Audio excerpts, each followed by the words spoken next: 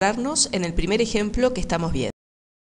Si deseamos filtrar los clientes de forma tal que sus nombres pertenezcan a un determinado rango, como no estamos especificando ninguna cláusula order, entonces GeneXus va a ordenar por clave primaria, ¿verdad? O sea, por Customer ID.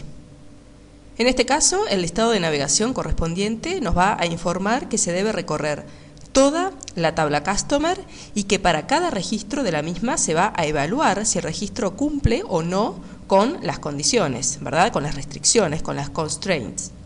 En caso afirmativo se va a imprimir entonces los datos correspondientes. Observemos ahora el segundo ejemplo. Si en lugar de ordenar los datos por Customer ID, pedimos que se ordenen por Customer Name, como es el caso que estamos viendo, la tabla base se va a recorrer ordenada por Customer Name y como en los filtros estamos estableciendo que queremos quedarnos solamente con aquellos clientes cuyo nombre, Customer Name, esté en el rango determinado, entonces ya no va a ser necesario recorrer toda la tabla base para obtener los datos que cumplan con las condiciones. Podemos decir entonces que en este sentido, este segundo ejemplo está optimizado, ¿verdad? Esta consulta está optimizada. Pero hay que tener en cuenta, sin embargo, que GeneXus no tiene creado un índice en forma automática por Customer Name, ¿verdad? Y entonces aquí vamos a tener que evaluar si conviene crear un índice de usuario o no crear el índice y dejar que GeneXus cree un índice temporal en ejecución para poder resolver la consulta si es que el DBMS no puede resolverlo de otra forma.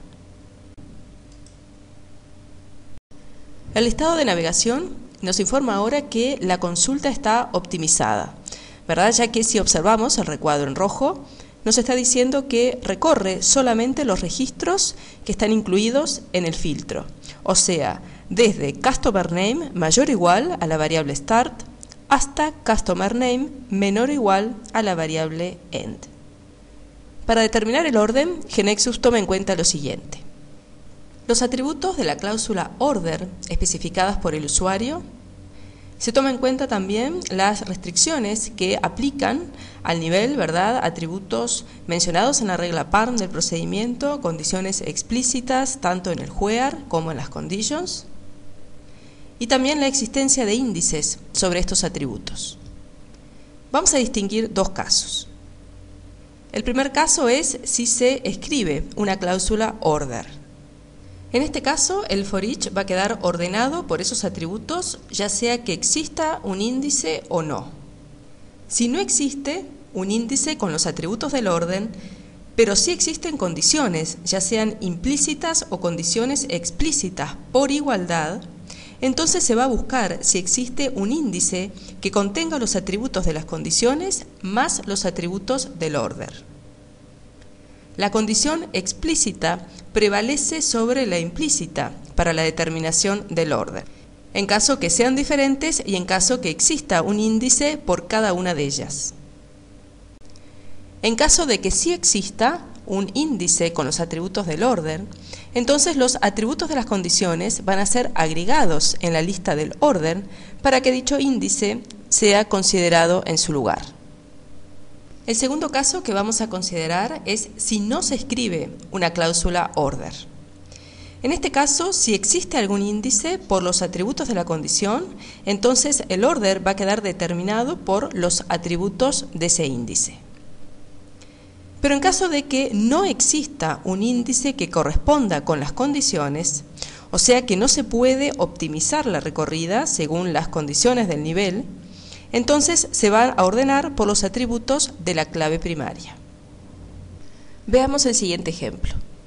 Tenemos aquí la transacción Country con su clave primaria Country ID y la transacción City con su clave primaria compuesta por los atributos Country ID y City ID. Vemos también un for each con la cláusula Order, Order City ID y también con una condición explícita por igualdad, where Country ID igual a 1. La tabla base de este for each es City. Y como no existe un índice con el atributo que está declarado en la cláusula Order, pero sí tenemos una condición explícita por igualdad, Entonces GeneXus va a buscar si existe un índice que contenga los atributos de esta condición más los declarados en el order, o sea, si existe un índice en la tabla City por City ID y Country ID. Este índice existe, es el índice eCity y corresponde precisamente al índice por clave primaria que contiene a estos atributos. Por lo tanto, este for each va a estar recorriendo la tabla City ordenada por Country ID, City ID y utilizando el índice eCity, que es, como dijimos, el índice por clave primaria que contiene ambos atributos.